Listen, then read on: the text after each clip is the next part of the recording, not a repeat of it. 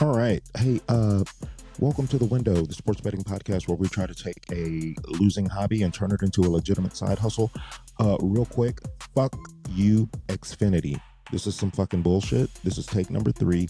You suck. Get your shit together. There's no reason for internet to be going down at 12:01 in the afternoon. Nobody's doing that much. I am not in a business district. I'm not in an office park. I'm in a house.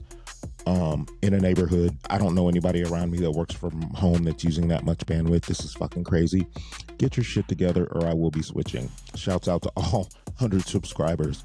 If you have Xfinity, give them one of these for me, okay? Price is great. Service is shit. Maybe I'll look into upgrading or switching. Goddamn, it's getting on my fucking nerves. Peace. Let's talk motivational shit. You win right now, today. You know why? Because you're here with me. You showed up. We're just trying to get 1% better every day at one little thing that we do. The progress you make every day is the win you get every day. The little things around your home, I know around mine, unloading the dishwasher drives me nuts. But you know what? If I do it, I feel better for it. So I do it. Now, folding laundry, that's a different story, but it's a process. And in doing that, one little thing every day, it builds a habit. So that's what we're doing here at the To the Window Sports Betting Podcast is we're trying to build winning habits. My name in the sports betting space, on X, where a lot of my friends are, I got a bunch of followers, and from a conference and things like that, from some people I've met over the years, is too sharp to be a square. Not too sharp because I'm the sharpest knife in the drawer. I am not. Not too sharp because I win a shitload of bets, because I don't. I do okay. Not too sharp because I have algorithms and models and things like that change, finding edges that aren't there. I'm not that smart. Too sharp is because I show up. And the only way you get better is to show up every day. The more golf, basketball, baseball, anything, football, you notice that the teams that you say that they get lucky, they always get lucky. They always get lucky. Well, the more you practice, the more you show up. It's funny, the luckier you get. So the win for you today, right now, is in the progress that you're making. So let's make some progress. Let's get into these games. 5 baseball games, all underdogs, of course. 1 yes run first inning. I'll let you guess which one that is. We'll start off with it. We got the Mets with the guy coming off the IL. What's his name? Christian Scott, 3rd start of the year. First game he pitched in, he walked 5 of the first 10 batters. Now you're at Coors Field going against Jose Quintana. Quintana is not a great pitcher. Baseball is one of those sports you can be mediocre and still keep a job. We're taking yes for a run to be scored in the first inning. Somebody's going to score in the first inning, okay? It's the biggest bet on the board for us today. It's not anything crazy. The model told me to do a unit and a half. I'm doing it for a unit. I'm not completely crazy or a complete degenerate, just partial. Next up, same game, we're going to take the Rockies on the money line because you got 2 shit pitchers, 2 shit bullpens, 2 shit teams. I'm going to take the one that's at plus money. It's really just as simple as that. I don't do this every time, but with these 2 pitchers, the way things have been going for the Mets, which couldn't happen to a better squad, go Braves. We're going to take the more experienced of the 2 pitchers, which is Quintana. Not that he's going to go deep into the game. We're just this is a pure price play. Give me the Rockies plus 134, half unit. We're taking the A's against the Phillies, 6:40 tonight. It's a series finale. Road dog with a better starting pitcher, JT Ginn for Oakland, 4.30 ERA. His expected ERA is around 3.5, I think. He's got a 1.26 whip with hitters in position. Andrew Painter for Philly, 5.28 ERA. His expected ERA is around that as well, but he's got a 1.59 whip. But all the money's on Philly. Of course it is, because it's the West Sacramento Athletics. Give me the plus money on the A's, half unit, not going crazy. Next up, and this is where I completely went off the reservation, and I want to make something quite clear that there are 3 processes, me personally, that I go through when capping these games. And the 3 processes are this: my mental, the market, and the model. All right. And it works more so in football than baseball. Baseball's such a grind, but my mental is the eye test, what I see, what I know intuitively, how I feel what looks right. The market is which way are the lines going? How are the odds looking? What's everything doing? Where's the sharp money going? You try to follow it. Sometimes you got to fade it. Sometimes you got to go with it. And then the model is the research that you put in with all these long ass baseball stats that are crazy. There's a shitload of money on the Yankees. I get it. It's a bullpen game for the Yankees. And it looks like, Mackenzie Gore is going to go for Texas. He's almost got a 30% strikeout rate. And that's some serious command if he can go deep into this game. Give me Texas at the plus money. And this one is another one completely off the reservation. You can call it a bad bet if you want for my baseball heads, my baseball nerds out there. You got Slade Ciccone going against Seth Lugo for the Guardians. Lugo's for the Royals. Ciccone's for the Guardians. Slade Ciccone sucks. And what I'm thinking is maybe he goes 3-4 innings without getting shelled, hopefully. Kansas City Royals offense is a bit inept. If he can make it 3 to 4 innings, we move on to the bullpen, and our bullpen is significantly better. The AL Central is wide ass open. Everybody's motivated. Every game matters. And you're giving me the Guardians, who are surprising everybody, at plus 128. I'm going to take it every time. That's our 5 baseball plays. Now we get to the boys on my hat. And I'm going to call them boys because you are not men until you play like men. Donovan Mitchell, James Harden, how about you learn how to dribble? Jared Allen, how about you take more than 4 shots? Evan Mobley, you did your thing.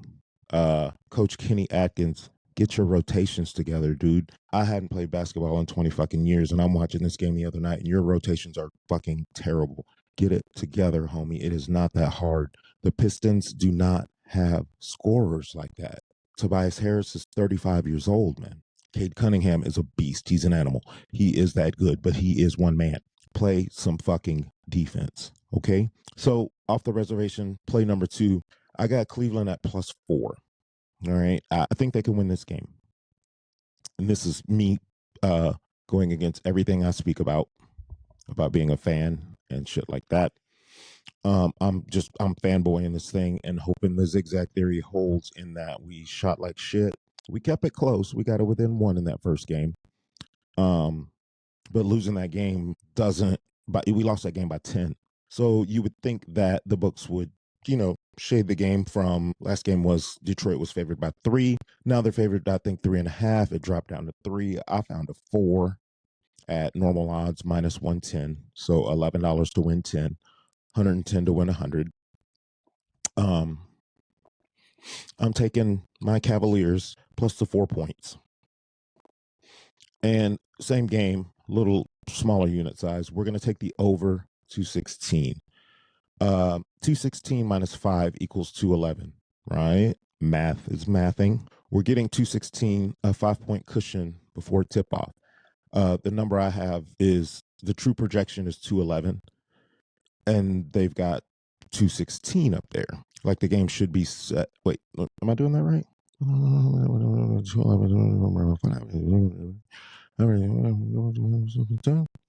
Doing the math in my head, don't care, taking over 216, bet it.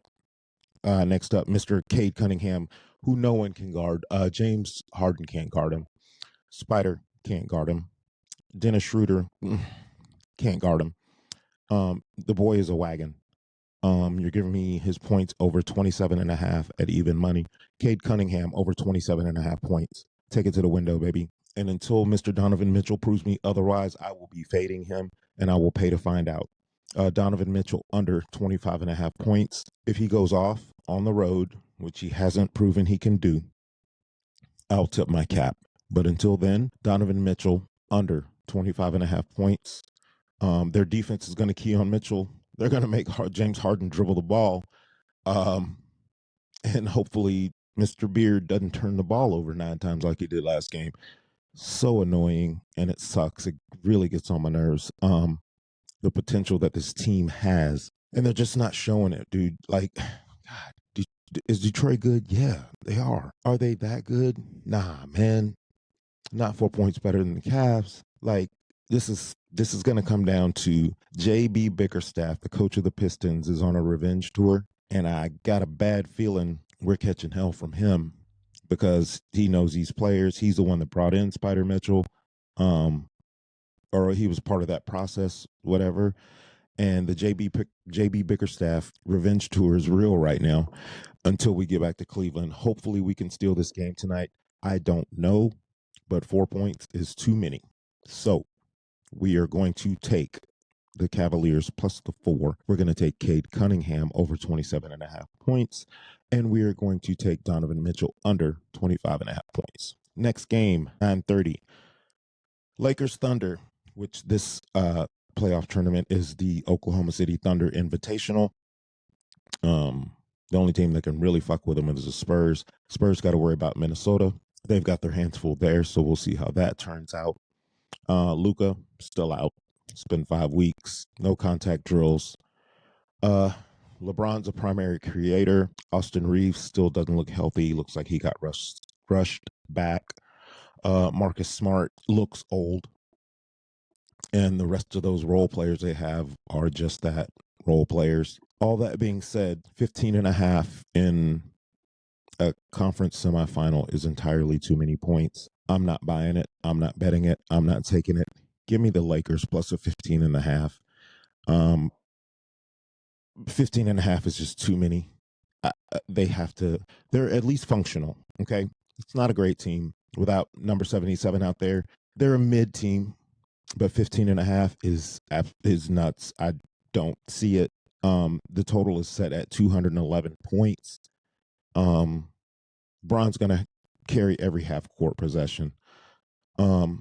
Longer possessions, but to keep this thing going, Lakers, you got to put points on the board. So give me the over 211.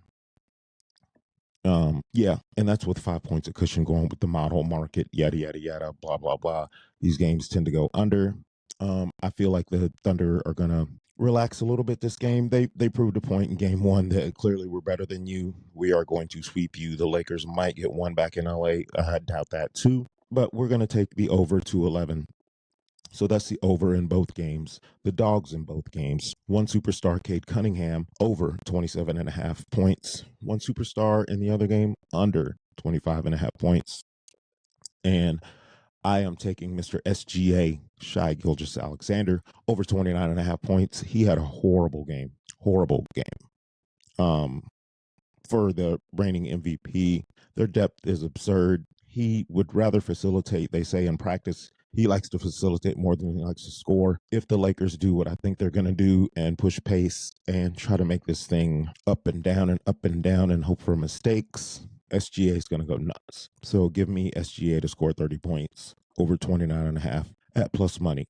That's it, guys. 12 plays, 2 sports. Went off the reservation on Texas against the Yankees. Went off the reservation on the Cavs against the Pistons. I'll pay to find out. You don't have to. You don't have to bet what I bet. You can go against it. I almost would suggest that you do go against it, especially if I'm betting on my hometown team like a jackass. And I do jackass shit sometimes, and this is one of those jackass things. Every play has a reason. Every unit is reflected in that reason. You can follow along in the Picket app. I'll post up the card at the end of the video so you can see every bet that's made, the units that are on it, and everything like that. Let's get these plays to the window. And one last thing before we get out of here. The slate is done. It's a beautiful day. Make it a beautiful day. Don't say it is what it is. It is what you make it. All right? It is what it is in regards to these games, because you know what? All we can do is do the research and hope for the best. There are human beings out there playing. There are things we have no control over. Okay? So that is what it is. The game is what it is. This is why I don't watch the games. I read the box scores. I'll watch a quarter. I'll watch a half. But other than that, as far as these games go and betting them, it is what it is. There's nothing you can do about it. You can scream at the TV and freak out and yell. And I'm not doing all that, man. Your life, what you have control over, it is what you make it. So let's do this. Let's make it awesome. Let's make it great. Let's make it the best day possible just by getting 1% better every day. This is Jemiah from the To the Window Sports Betting Podcast. Remember, if a bet is making you sweat, you are betting way too much. You don't bet what you can't afford to lose. This is a legit side hustle. It's going to turn into that. Ride with me. Ride with Chris. I promise you. We got you. 12 plays, 17, almost 18 minutes. Yeah, let's do this thing. Let's get to this money today, guys. We'll see you next time on the To the Window Sports Betting Podcast. Tomorrow, Christopher will have Footy Friday. He had a rough week last week. Doesn't matter. Trust the process. Trust the process. Trust the process. Chris is going to bounce back hard this weekend. We're going to keep it pushing to the window, baby. We'll catch you guys next time. Love.